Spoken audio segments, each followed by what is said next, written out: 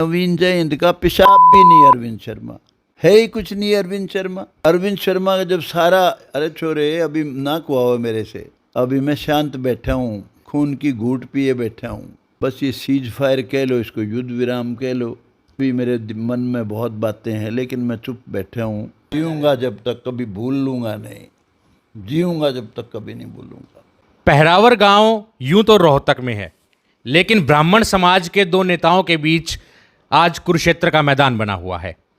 उसी समाज से आने वाले एक विधायक है रामकुमार गौतम, जो कि हरियाणा के उम्रदराज विधायक हैं और बहुत ही सीनियर विधायक हैं। मेरे साथ हैं, उनसे बात करते हैं। पहरावर गांव में इस वक्त जो है दो प्रोग्राम हो रहे हैं, एक 25 तारीख को हो रहा है और एक 30 तारीख को। 30 तारीख वाले प्रोग्राम में सीएम नायब सिंह सैनी आ रहे हैं और 25 को नवीन जयंत करवा रहे हैं। आपने पूरा एपिसोड पहरावर का देखा है। असली जो लड़ाई है किसने लड़ी और जो इसका श्रेय है पहरावर की ज़मीन की लड़ाई का, वो किसको जाता है?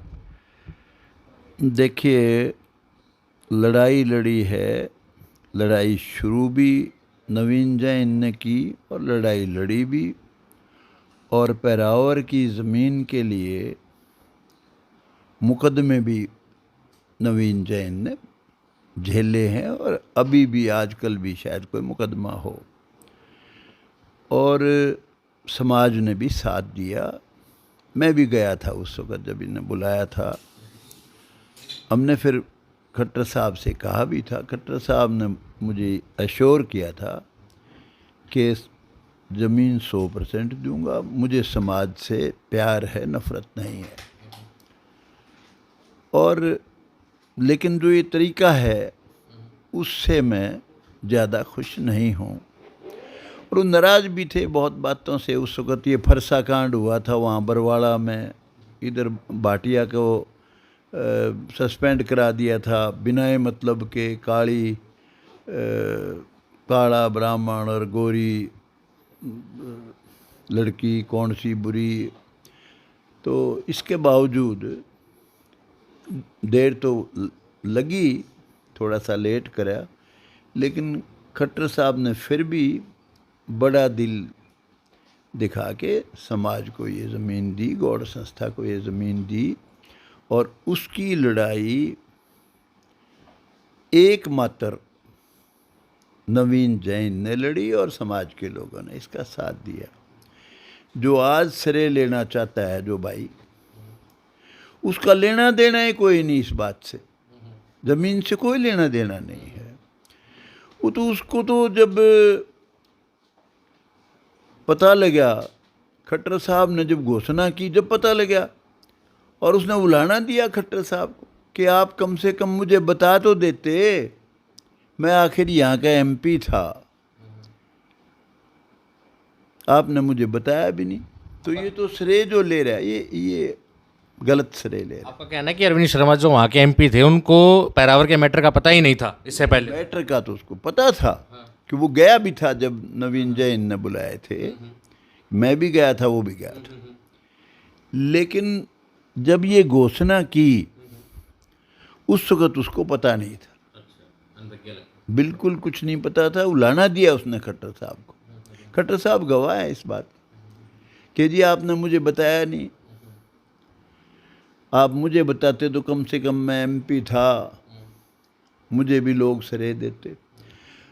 अब कुछ लोग ऐसे हैं जो दो पलड़े से हैं, वो पहले तो कहते हैं जी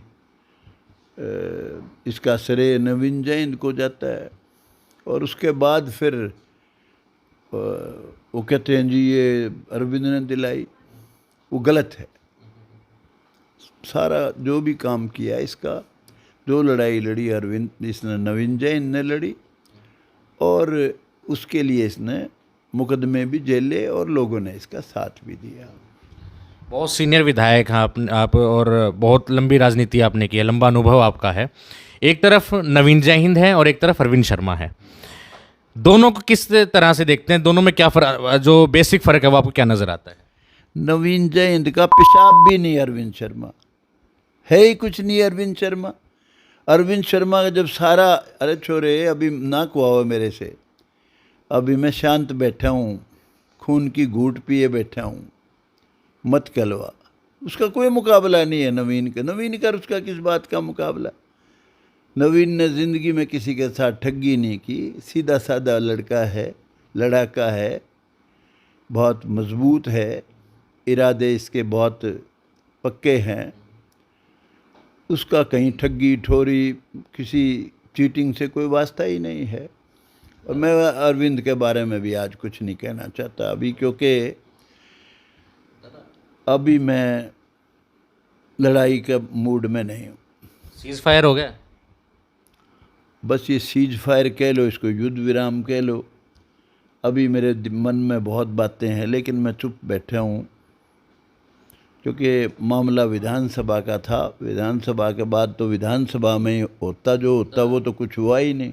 दादा, लेकिन विधानसभा में आपने एक बात कही थी, वो बात अभी भी लोगों के बीच में है, लेकिन उसका अभी तक क्लियर नहीं हो पाया है। ठगी की बात आपने जैन के लिए की कि भाई ठगी जैन ने कभी कही नहीं, कभी आपके पास ऐसी कोई बात नहीं, लेकिन आपने एक ठगी की बात विधानसभा में की थी। पेट्रोल पंप का आपने जिक्र किया था, वो वास्तव में असली जो वाकया था वो क्या था? जो मामला था विधानसभा का मामला था। विधानसभा में उस दिन जो अरविंद ने कहा, उसके बाद मैं जब कहने लगा तो मुझे स्पीकर ने रोक दिया। बहुत बातें कहता उस दिन, मैं पता नहीं क्या क्या कहता। फिर मैंने भी ये सोचा कि भाई चलो कोई बात नहीं, इस वक्त ये बात यहीं रोकते हैं, आगे देखते हैं क्या होगा। तो ये मामला जो होता विधानसभा में ही हुआ था। जो भी कुछ होता विधानसभा में ही होता। और विधानसभा में तो कुछ होया नहीं, इसलिए मामला यूं का यूं है, कोई फर्क नहीं। कोई ज़बरदस्ती कोई धोखापट्टी से कोई जलेबी खुआना चाहो, मैं उन जलेबी खाने वालों में थोड़ी हूँ। तो इसे ठहराव ही माना जाए या ख़त्म माना जाए? नहीं, ख़त्म नहीं है। ज़िंदगी के साथ ख़त्म होगा, जब मैं मरूंगा जब ख़त्म होगा। जीऊँगा जब तक कभी भूल लूँगा नहीं, जीऊँगा जब तक कभी नहीं भूलूँगा। ये समय बताएगा क्या होगा, क्योंकि बात तो विधानसभा की थी। विधानसभा में तो कुछ बात हुई ही नहीं। 30 तारीख का कार्यक्रम है, वो बीजेपी करवा रही, सरकार करवा रही है। सीएम नायब सिंह सैनी वहाँ पे जो है मौजूद रहेंगे। दूसरा कार्यक्रम है नवीन जैन का 25 तारीख को।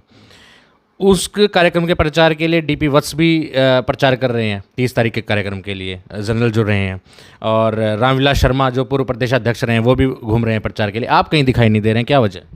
देखिए, मेरी तो सारी शुभकामनाएं नवीन जैन के साथ है। 25 तारीख का प्रोग्राम, मैं चाहता हूँ लोग इस बच्चे का हौसला बढ़ाएं, बढ़ चढ़ के इसके प्रोग्राम में हिस्सा लें।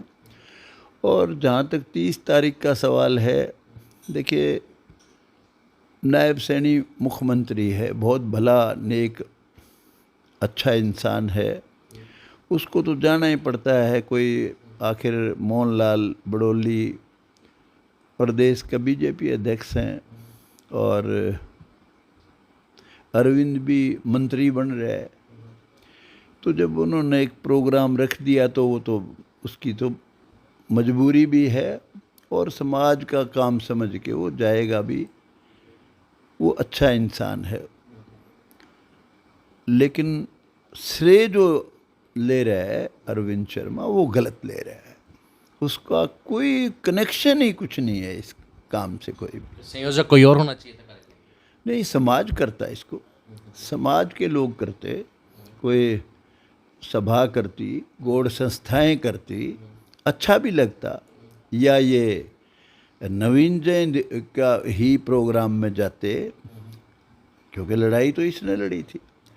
और खट्टर साहब का भी बड़ा अहम रोल है, उन्होंने ज़मीन दी थी। खट्टर साहब को भी साथ में बुलाते मुख्यमंत्री के साथ।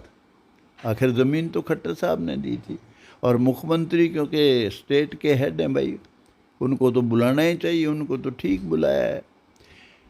आपकी उपस्थिति किस कार्यक्रम में रहेगी आशीर्वाद देने के लिए?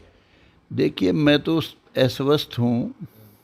अगर मैं स्वस्थ होता तो मैं इस छोरे के नवीन जैन के ही जाता। मैं नवीन जैन को पसंद करता हूँ, प्यार करता हूँ।